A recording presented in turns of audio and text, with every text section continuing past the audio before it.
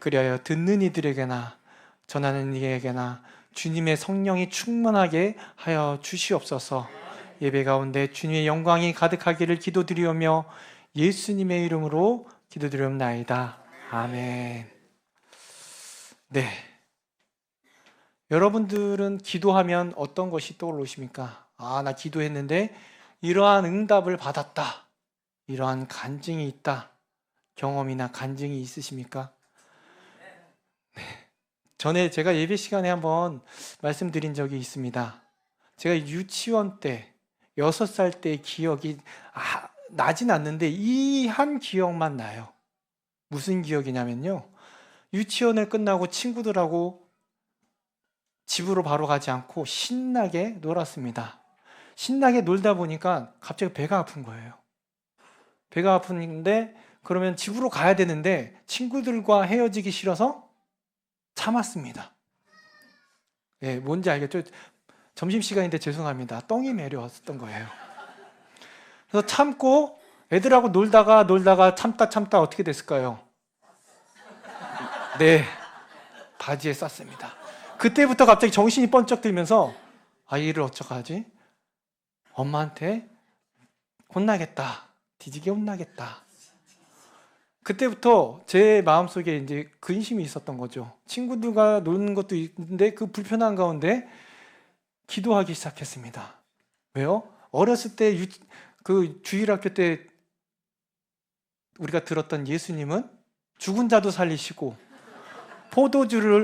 물에 변한 포도주를 만들게 하시니까 그 어린 마음에 그걸 기억하고 기도했던 것 같아요. 그래서 하나님, 예수님, 똥을 없애주시옵소서. 똥을 없애주시옵소서. 똥을 없애주시옵소서라고 간절히 기도했어요. 그때만큼 간절히 그래서 기억이 나는 것 같아요. 간절히 기도했습니다. 그랬더니 어떻게 됐을까요? 안 없어졌습니다. 터벅터벅 집으로 걸어가면서 엄마한테 혼날 걸 생각하고 들어갔습니다. 어떻게 됐을까요? 네, 맞아요. 안 혼났어요. 그러면서 어머니한테 기도했던 걸 얘기했더니 웃으시면서 제 그 더러운 똥을 닦아주셨습니다. 그때는 몰랐는데 지금 생각해보면 하나님은 나의 기도를 들어주신 것 같습니다. 내가 원하는 기도대로 되진 않았지만 그 기도의 제목이었던 엄마한테 혼나지 않았으면 하는 기도는 하나님이 들어주셨던 것입니다. 여러분은 기도하면서 어떤 기도를 드리고 계십니까? 오늘 함께 나눌 말씀은요, 어떻게 하나님께 기도하는지에 대해서 함께 나누고자 합니다. 기도는 이렇게 해야 한다고 말씀해 주고 있습니다. 첫 번째로는요, 기도는 하나님의 뜻에 맞는 것들에 대해서 하나님께 우리의 원함을 드리는 것이다. 쉽게 말하면요, 기도는 하나님의 뜻에 순종하는 것이어야 하는 것입니다. 그래서 기도는 하나님께 아무거나 구하는 것이 아닙니다. 하나님의 뜻에 맞는 것들을 구해야 합니다. 그런데 우리가 하나님의 뜻을 어디에서 알 수 있을까요? 말씀, 성경에서 알 수 있습니다. 우리에게 분명히 하나님이 어떤 분이신지, 하나님이 어떤 뜻을 가지고 계신지, 하나님이 어떤 방법을 우리에게 주셔서 살아가게 하시는지 모든 것이 이 말씀 안에 들어있다는 것입니다. 그러므로 기도는 우리가 말씀을 제대로 알고 있을 때에 온전하게 드릴 수 있는 것입니다. 그래서 말씀을 떠난 기도는요, 이방인의 기도가 되기 쉽습니다. 하나님의 뜻에 맞는 기도는 그러면 어떤 것일까요? 아니, 반대로 하나님의 뜻에 맞지 않는 기도는 또 무엇일까요? 먼저 이것을 알아봄으로써 내가 지금 드리고 있는 기도고 참된 기도인지 혹은 이방인의 기도인지 돌아보기를 원합니다. 여러분, 예수님께서는요, 하나님의 뜻에 맞지 않는 기도는 이런 것이다 라고 말씀하셨습니다. 마태복음 6장 5절 말씀입니다. 같이 읽겠습니다. 또 너희는 기도할 때에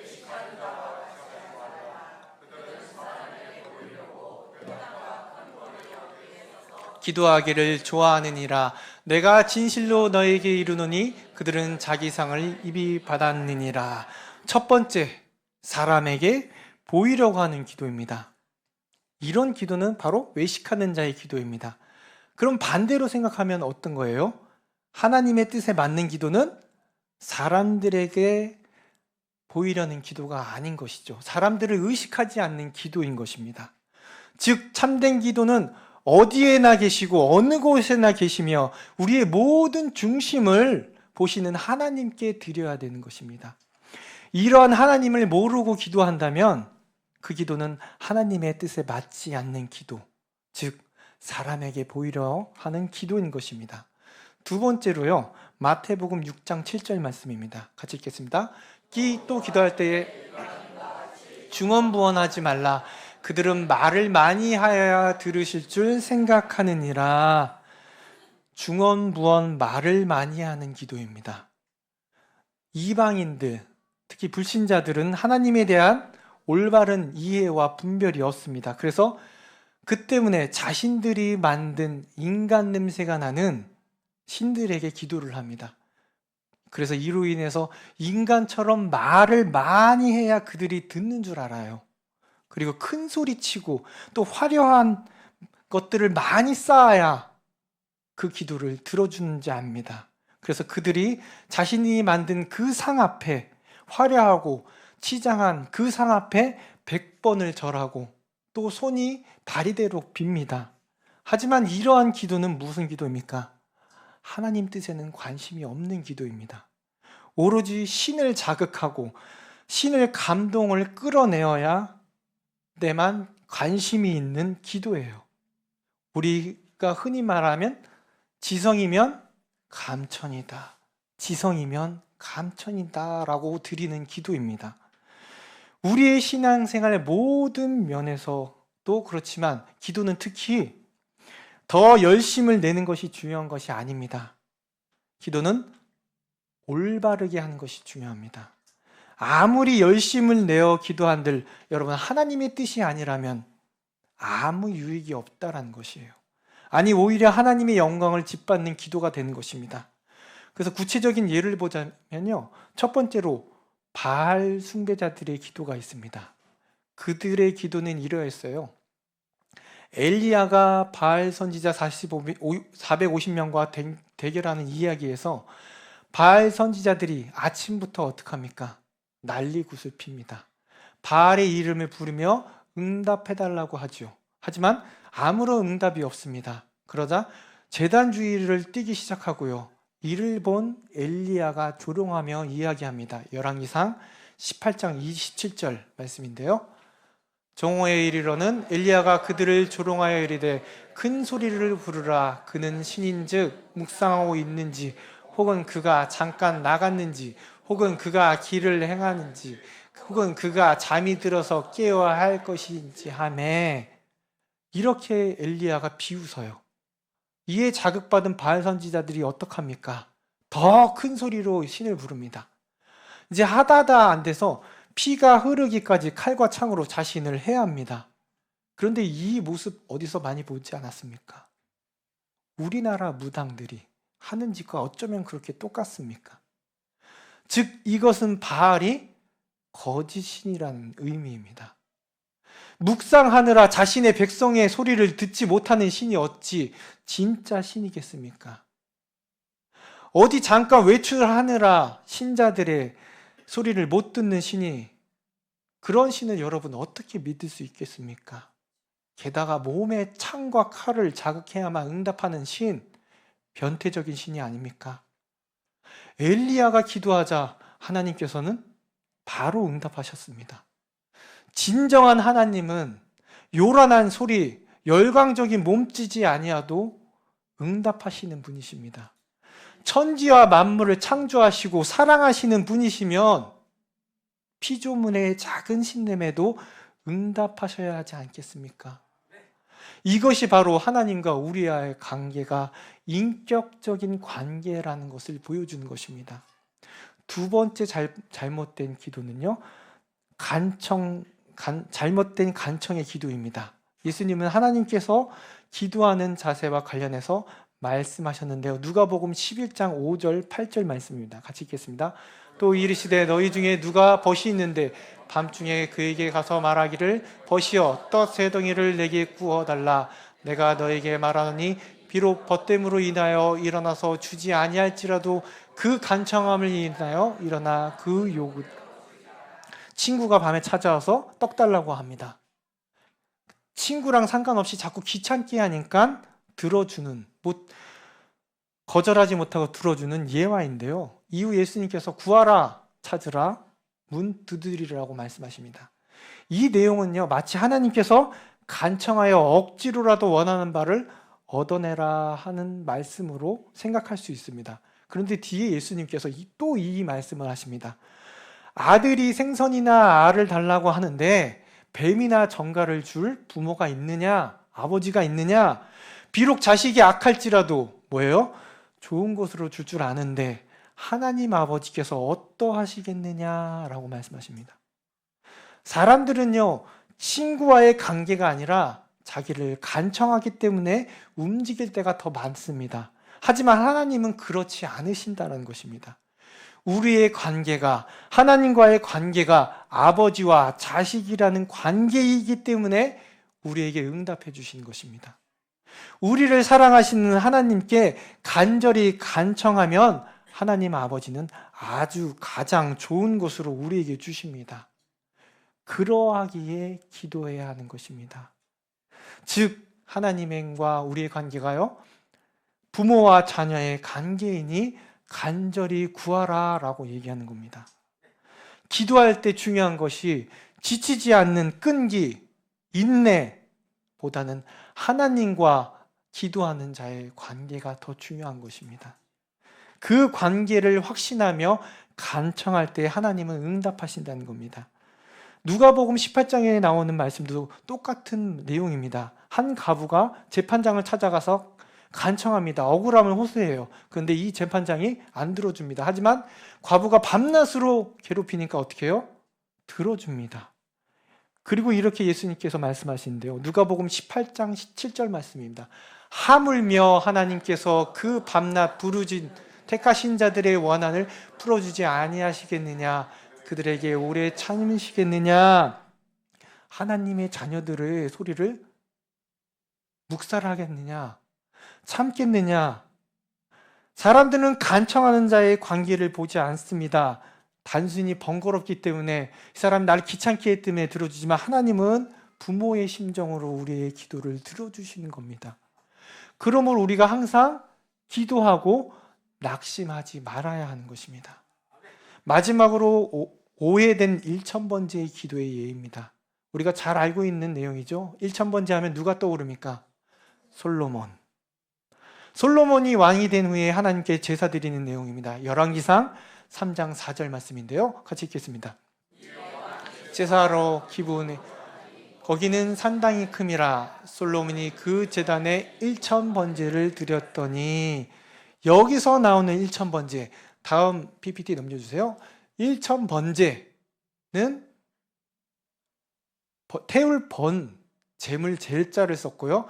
우리가 오해하는 1000번제는요, 횟수 1000번을 드렸다라는 의미를 뜻합니다.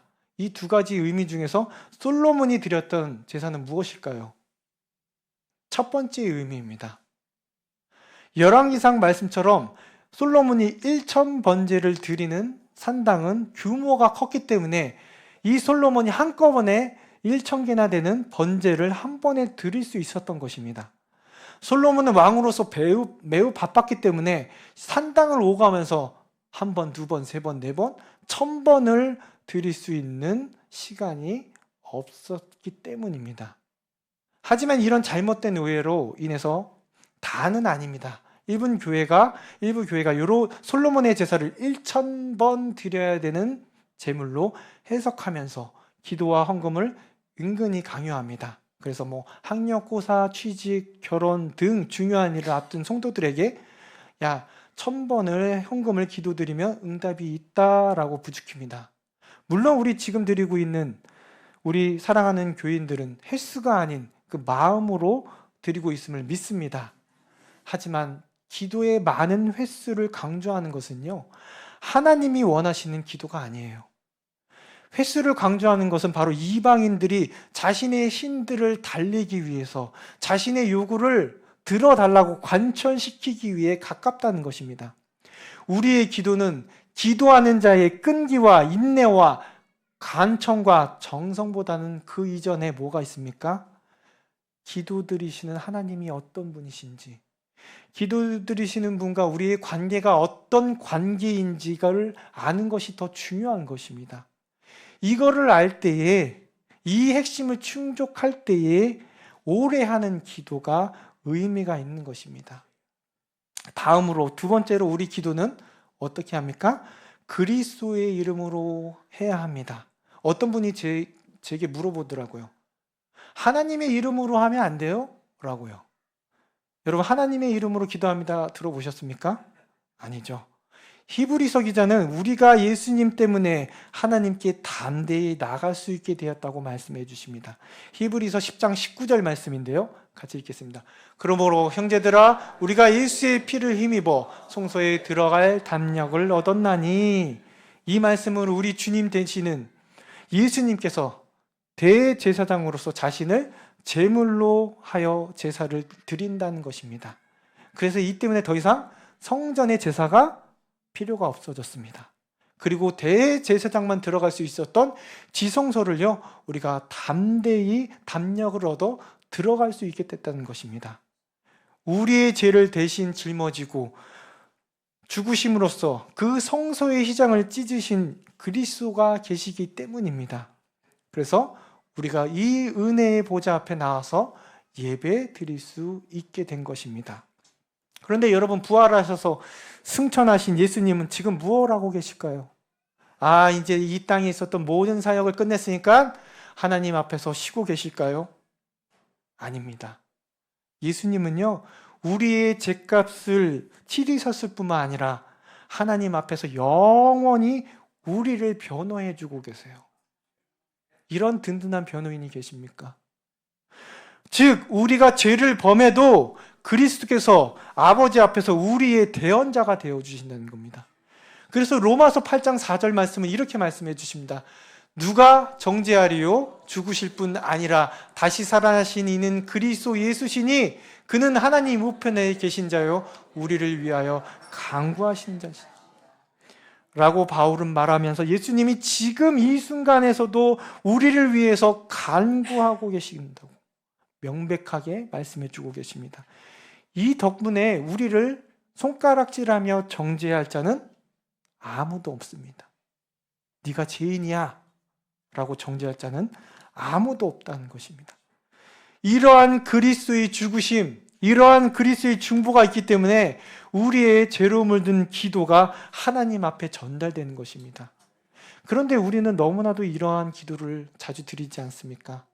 하나님의 영광을 위한 일이라면서, 그분을 위한 것이라고 하면서 실제로는 우리 자신의 영광, 나의 이익을 위한 기도를 드리지 않으십니까?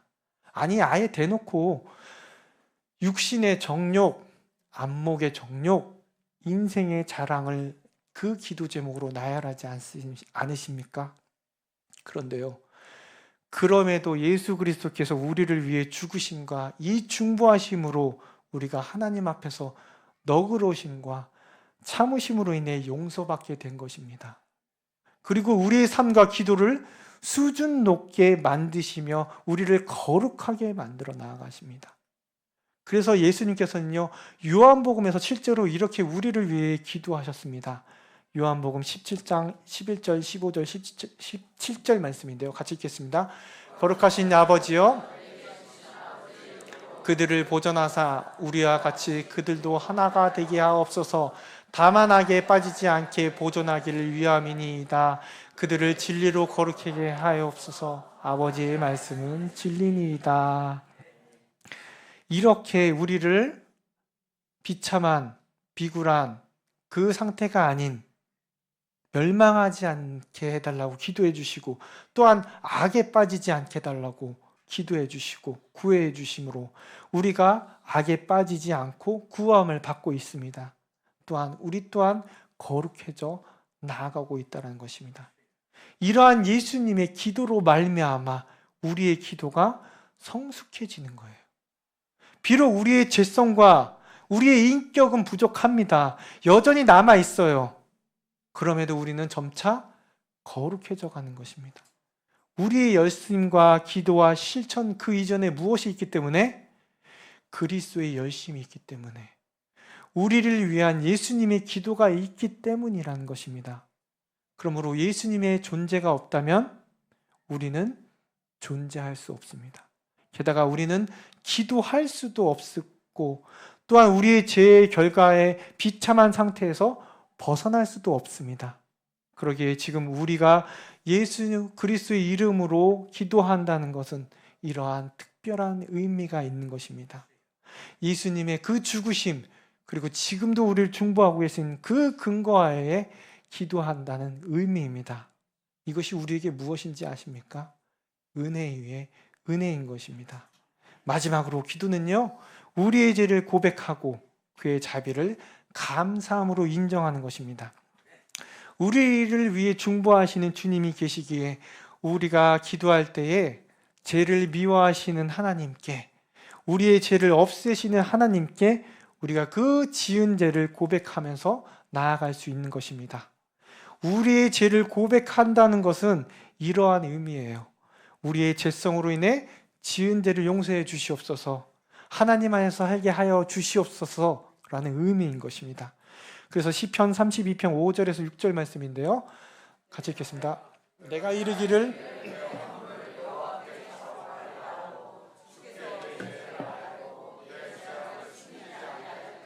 곧 주께서 내 죄악을 사하셨나이다. 이로 말미암아 모든 경건한 자를 주를 만날 기회를 얻어서 주께 기도할지라. 진실로 홈수가 범람할지라도 그에게 미치지 못하리이다. 아멘. 우리가 죄를 자복할 때에 주를 만날 기회를 얻어서 주께 기도하게 된다는 것입니다. 그러므로 우리가 하나님께 기도하기 전에 우리의 상태가 어떠한지를 봐야 됩니다. 우리의 죄를 알아야 된다는 것입니다. 이것이야말로 깊은 기도로 나아가는데 꼭 필요한 자세입니다. 그리고 우리가 그 사랑으로, 다음으로 그 사랑 가운데 다시 살고 그 사랑 가운데 구원을 받았음을 인정해야 하는 것이죠. 그 사랑이 얼마나 큰지 감사함으로 고백해야 되는 것입니다. 이것은 우리가 선택하고 말고가 아니라 당연히 해야 하는 것이에요. 감사합니다. 사랑합니다. 그렇지만 우리는 여전히 죄 가운데 있지 않습니까? 그러므로 기도는 우리의 죄의 고백과 그 죄를 용서하는 하나님 앞에 감사해야 하는 것이에요. 그 자비하심을 인정해야 하는 것입니다. 언제나 우리가 연약하여 넘어지는 존재임을 인정할 때에 하나님은 우리를 더욱 거룩하고 아름답고 자녀답게 만들어 가십니다. 그러니 여러분, 주님 앞에 나아갈 때에 예배자로서, 기도자로서 먼저 낮아지심으로써 겸손하게 주님 앞에 아뢰기를 원합니다. 여러분, 2002년 월드컵 기억나시죠? 그 가운데 김남일 선수 기억하십니까? 그 선수가 2006년 월드컵을 얼마 남지 않고 있을 때에 그의 어머니가 엄앵란 장미아가 진행하는 TV 토크쇼에 출연해 이렇게 얘기했습니다. 아들을 위해 기도합니다. 그러자 진행하는 진행자들이 고개를 끄덕이면서 맞아요. 기도밖에 없지요. 기도가 최고지요. 라고 맞장구를 쳤습니다. 여러분, 당연히 기독교 방송이겠지 생각할 수 있는데요. 하지만 이 방송은 불교 방송입니다. 여러분, 사실 어디든지 어느 종교이든지 간에 기도는 있어요. 그렇다면 우리 그리스도인들이 하는 기도, 경험하는 응답, 그리고 이들 불신자들이 하는 기도와 그 응답에 무슨 차이가 있을까요? 성경은 명백히 우리들에게 말씀해 주셨습니다. 먹을 것, 마실 것, 입을 것에 대해서 염려하거나 기도하지 말라고.